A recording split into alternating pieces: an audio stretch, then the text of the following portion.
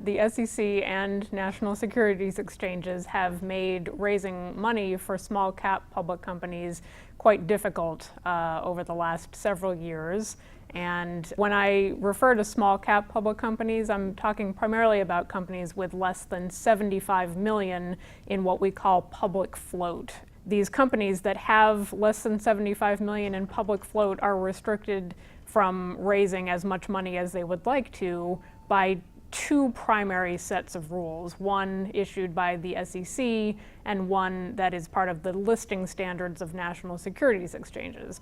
Each of the national securities exchanges requires that a public company that's listed receive shareholder approval if they issue more than 20% of their outstanding shares in a transaction that is not a public offering and that is at a discount. Now, there are a number of ways that you can structure around those rules, but they do require a lot of advanced planning. With regard to the shareholder approval requirement under the NASDAQ rules for the 20% issuance, what we typically advise companies to do is to work with their placement agent or underwriter to make sure that any offering of securities that they do is a public offering and is not considered a private placement. Just having the offering be registered with the SEC does not automatically make it a public offering. It needs to be broadly marketed to, at least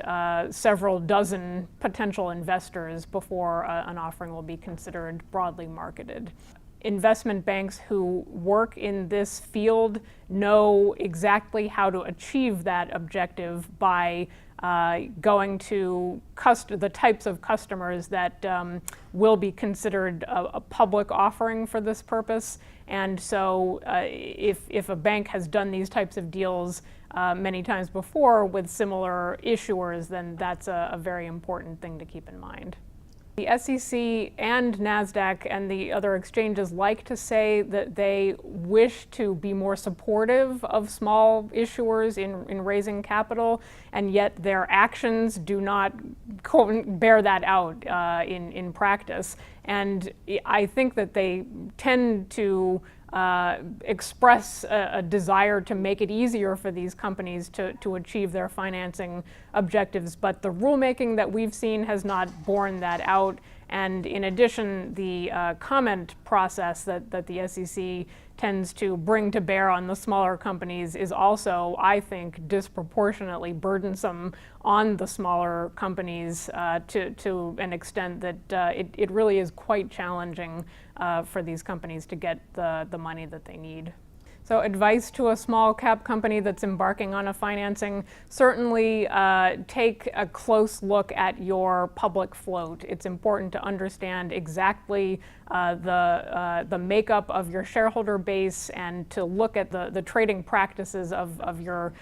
the price and where the price has been, where you anticipate it going. Do you have upcoming news releases or announcements that could positively impact your stock price? I generally recommend that people take at least a 6-month horizon out into the future to evaluate sort of what your financing needs are going to be, what news flow you may have that could positively affect the stock price, and plan ahead to see what type of an offering you may be able to take advantage of based on these rules and also the investor appetite in your stock. And then, of course, making sure that your disclosure is up to date, that all of the information that an investor would need to make a decision as to the stock has either been disclosed thoroughly, or you have a plan for disclosing it in the context of the offering. So really what I advise my clients who are planning to do offerings is that you start as early as possible to get all of these ducks in a row.